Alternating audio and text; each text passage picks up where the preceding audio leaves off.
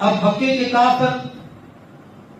ان کا طریقہ کیا تھا؟ دور جہالت سے لے کر آج تک اس بے حیائی کے بارے میں اور زانی لوگوں کی سوچ ایک ہی چلی آ رہی۔ ان کافروں کا طریقہ یہ تھا کہ اپنی مجلسوں میں اور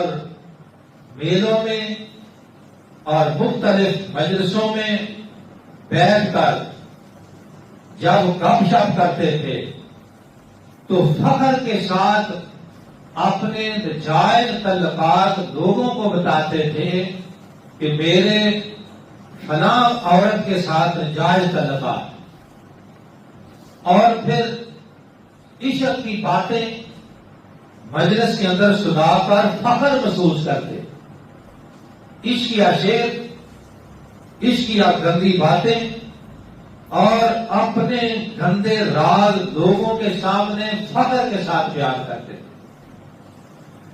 اس قدر وہ لوگ گندے تھے کہ خانہ کعبہ کا طواف جب کرنے کا موقع آتا کرتے تھے تو آپ خانہ کعبہ حج بھی کرتے تھے، مگر حالت ان کی یہ تھی کہ کپڑے اتار کر علم ننگے ہو کر خانہ کعبہ کا طواف کرتے تھے، مرد بھی اور عورتیں بھی۔ اور اس کی لاجت کیا بیان کرتے؟ شیطان نے ان کو ایسی پٹی پڑھائی، ان کے ذہنوں میں یہ بات ڈالی کہ تم اب اللہ کے گھر میں آئے ہو، طواف کرنا چاہتے ہو،